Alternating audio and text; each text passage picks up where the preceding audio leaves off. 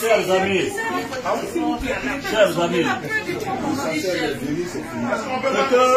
ce que je suis venu vous dire, c'est qu'il faut qu'on se mobilise.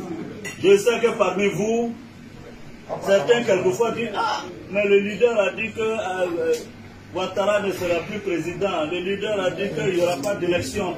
Mais s'il y a élection, ça va être la honte pour nous. » Bon, quand moi j'ai dit qu'il n'y a pas d'élection là, quand j'ai dit qu'il n'y a pas d'élection le 31, pourquoi vous êtes inquiets?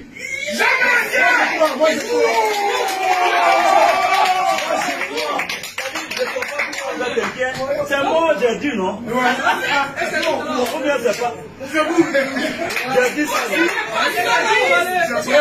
Vous êtes inquiets à ma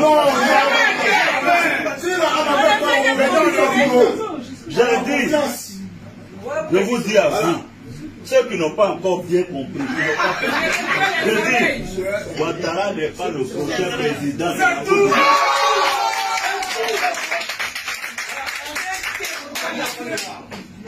Je vous dis, il n'est pas le prochain président. Donc, vous, ce que vous devez faire, il faut mobiliser les populations sur le terrain. Bon, quelqu'un m'a dit, oui, mais Guillaume, même s'il y a 2 personnes qui votent, Ouattara va s'autoproclamer. J'ai dit, mais s'il s'autoproclame, on ne va pas le reconnaître comme président. C'est tout. Il sera président de ces 2 personnes-là, mais pas le président de la Côte d'Ivoire. Parce que nous, opposition, nous allons nous organiser avec les Nations Unies et tout le monde pour enclencher un processus électoral démocratique, transparent, inclusif, qui permettra au peuple seul souverain de Côte d'Ivoire de choisir le président qu'il faut à la Côte d'Ivoire. Moi, je vous dis une chose. Les gens, j'entends certaines phrases, ah oui, Guillaume, non. Moi là, ça dit que moi là, je ne me bats pas forcément pour que, dès qu'Alassane tombe et je suis président, c'est pas ça qui m'intéresse. Je ne suis pas un omnibulé du pouvoir. Je n'ai aucune obsession. Je me bats pour que la Côte d'Ivoire... Si c'est le pouvoir que je voulais, Alassane n'aurait jamais été président de la République de France. Le jour où on a arrêté Gbagbo, aussi bien Gbagbo, Bédié, ils étaient sous ma sécurité, j'aurais pu prendre le pouvoir. Ce n'est pas ça qui m'intéresse. Ce n'est pas ça qui m'intéresse. Je vous le dis, ce n'est pas ça qui m'intéresse. Moi là, ceux qui me connaissent et qui m'ont connu à l'université, je suis contre les présidences à vie, ce n'est pas aujourd'hui. Quand j'étais à l'université, demandez à Laurent Gbagbo, j'ai fait mon premier mandat à la tête de la FESI. Quand il m'a demandé de faire un second mandat, j'ai dit non. Je suis parti. Et dans ma vie, il y a mes moments de démission que j'assume. Et c'est pourquoi Ouattara, il ne me connaissait pas. C'est pourquoi il pensait que petit poste de président de l'Assemblée, là, il allait me prendre, me traîner comme un caniche, comme les autres. J'ai dit non, je suis parti. Et j'ai assumé. Je l'ai entendu dire qu'il va me donner la prison à perpétuité. J'ai lu ça ce matin. Vraiment, je ne sais pas si... Bon, je n'ai pas utilisé de mots, après on a dit Guillaume Soro utilise des mots. Bon, je ne sais pas si c'est la sénilité. Parce que quand quelqu'un est vieux, il peut... Ouais, non. Voilà. Sinon, comme Alassane n'est jamais allé en prison, c'est pas dans sa bouche là. Prison là, c'est facile. Mais Dieu inscrit dans le destin de chacun. J'espère que Dieu inscrit dans son destin prison. Il va aller s'asseoir, il va voir ce que c'est. Donc, moi je vous dis, il faut qu'on se mobilise sur le terrain. Alassane là, pour moi, c'est fini. Maintenant, il faut que les Ivoiriens ne se trompent pas de combat. Parce que Alassane a voulu faire en sorte que toutes les autres régions de la Côte d'Ivoire s'unissent contre le Nord. Le Nord n'est pas votre ennemi. Moi, je suis du Nord. Et on dit, ah oui, les Djoulas, ce n'est pas les Djoulas qui tuent, c'est Alassane et son RIDP. Il faudra que quand Alassane parte là, on fasse la réconciliation entre nous. Qu'il n'y ait pas de nord, de sud, d'est, d'ouest, sans qu'il y ait le peuple de Côte d'Ivoire. Parce que Alassane, il fait ça là, vous savez pourquoi? Pour dire à la France et aux Nations Unies, je suis le seul à même de garantir la stabilité de la Côte d'Ivoire. Si je ne suis pas là, les ethnies vont s'entretuer. C'est ce qu'il veut leur faire passer comme message. Donc ne nous trompons pas, ne l'aidons pas dans son combat.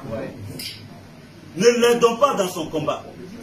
Nous, on doit montrer que le seul problème de la Côte d'Ivoire, c'est Alassane Ouattara.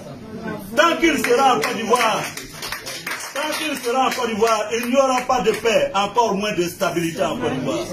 Ça, il faut qu'on le dise, mais il faut que les gens le comprennent. Il faut que l'Occident le comprenne. Il faut que les Nations Unies comprennent. Tant que Alassane est en Côte d'Ivoire, là, il n'y aura pas de paix. Voilà. Et donc, je vois, on dit Guillaume est allé à Dabou, machin, etc. Moi, j'ai besoin d'aller à Dabou. J'ai besoin d'aller à Dabou. Pour dire aux gens qu'on est en train de vous tuer, défendez-vous. Président, sans vous couper, toutes les populations de Dabou vous transmettent leurs affections. Voilà. Donc, ils veulent distraire les gens. Ne vous laissez pas distraire. Alassane pensait que j'allais aller dans le sens de coup d'État. Et puis il allait dire au blanc, ah oui, je vous ai dit, ce monsieur-là, c'est un putschiste éternel. Je ne suis pas allé dans ce sens-là, je l'ai dribblé. Je suis allé sur le droit où il ne m'attendait pas. Je l'ai battu de façon cinglante à 2 reprises. Je suis allé au plan de la diplomatie. Aujourd'hui, lui, il est président. Moi, je suis chômeur. Mais la CEDEAO, là, on a divisé les présidents. J'ai pour moi dedans.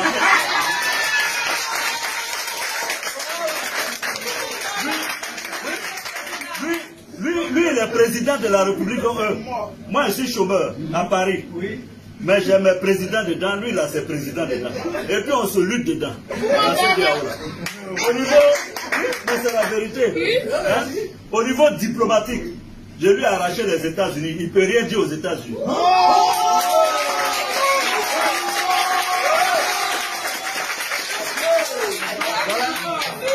Voilà. Donc, ici à Paris, on s'est battu, on s'est saisi.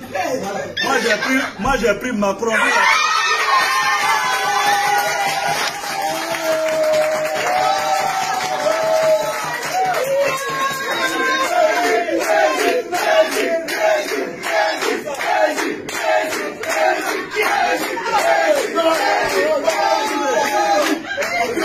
Paris là.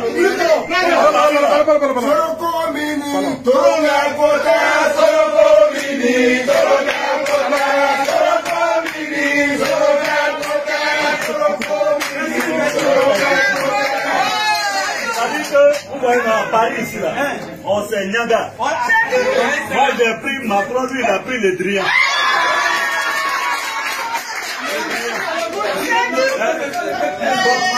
Le Drian là,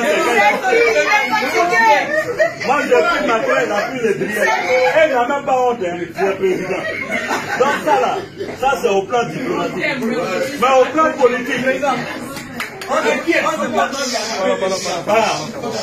or au plan politique, parce qu'il croyait, il racontait à tout le monde, elle a été réunifiée, j'ai tous les partis, j'ai Afingessa, j'ai tel ici, je l'ai battu là. J'ai pris, c'est-à-dire Bédier. Tout le monde, on se parle tous les jours. Bravo, on se parle tous les jours. Afi, on se parle tous les jours.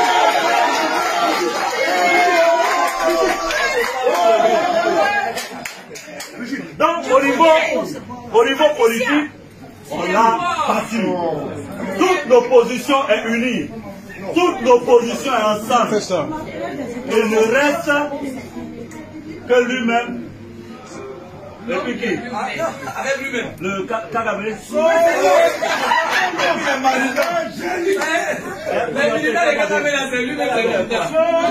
Pardon.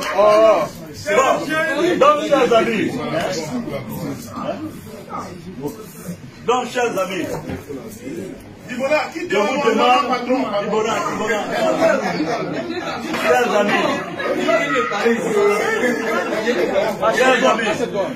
je suis donc venu vous dire, n'ayez aucun doute, n'ayez aucune crainte. Je suis là. Et je suis là, quelquefois je me tais, parce que j'ai mes aînés. C'est eux qui doivent être au devant et honorés. Mais sachez que jamais je ne lâcherai. Alassane m'a déclaré la guerre. Il dit, il va me mettre la perpétuité. Dites-lui que j'ai entendu. Le peuple sénégalais a entendu. Le peuple de Côte d'Ivoire a entendu. Le peuple africain a entendu. Voilà quelqu'un qui n'est même pas encore élu président, qui menace les gens. C'est quel genre comme ça? C'est-à-dire que même, tu n'es même pas encore élu. D'ordinaire, on s'attend à ce que tu blagues les gens pour les séduire. Tu dis, si je suis élu, Bédier il va aller en prison. C'est toi-même qui vas aller en prison. Non, il s'amuse. Parce que moi j'ai pitié pour Ouattara. Il ne se rend même pas compte. J'ai pitié pour lui. Parce qu'il a tellement remonté les Ivoiriens. Si moi, Guillaume Soro, qui a été en dévotion pour Ouattara, je suis en mesure de parler comme ça, et les autres. Il ne se rend même pas compte. Et personne n'est là pour lui dire, président, fais attention, quand on est chef d'État, tout n'est pas permis. Chers amis, je vous remercie.